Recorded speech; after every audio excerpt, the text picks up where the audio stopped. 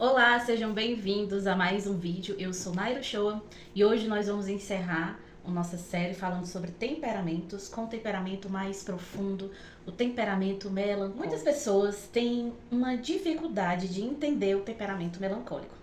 Por que o temperamento melancólico é associado à tristeza? Talvez pela nomenclatura. Mas a melancolia do melancólico nada tem a ver com a tristeza, apesar de quando eles estão tristes, é aquela profundidade. Mas é em relação a todos os sentimentos. O melancólico, ele tem uma profundidade no sentir. O melancólico, ele é aquela pessoa sensível. Ele tem uma facilidade maior de ser empático com o outro. Ele tem uma sensibilidade maior, por exemplo, de entender a dor do outro. O melancólico, ele é um temperamento que é representado pela terra. Então, o melancólico, ele é aquela pessoa pé no chão, extremamente racional, analítica e perfeccionista.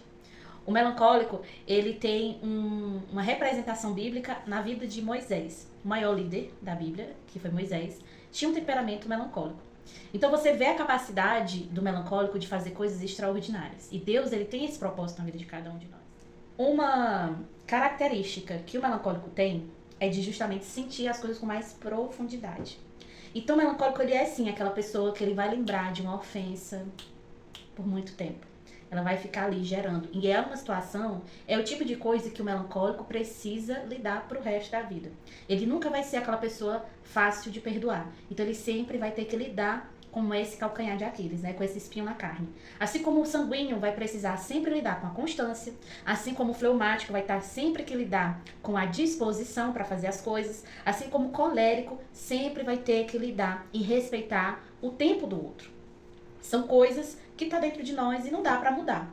Mas nós precisamos amadurecer para que isso não se torne uma pedra de tropeço.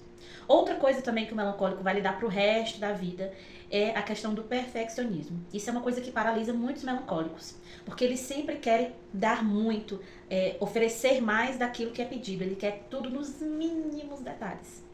O que é maravilhoso. Afinal, ele é o temperamento que vê o que ninguém vê. Ele é o detalhista. Então, por exemplo, profissões maravilhosas para melancólico são profissões que exigem aquele olhar mais crítico, aquele olhar detalhista, por exemplo, na área de laboratório, na área de restauração, na área de museus, né? Que tudo tem que ter aquele detalhe, documentação, porque o melancólico, ele bate o olho e ele vê o problema. Ele é um excelente executor para os detalhes. O melancólico, ele precisa lidar com essa questão do perfeccionismo, porque algumas pessoas se paralisam porque nunca tá bom o suficiente, porque não estudou o suficiente, porque se compara com outras pessoas. Mas essa série, ela nasceu no meu desejo de trazer aqui para vocês, justamente por isso, para ajudar meus pacientes que têm um temperamento e que se comparam com outras pessoas que têm temperamentos diferentes e que não dá para comparar.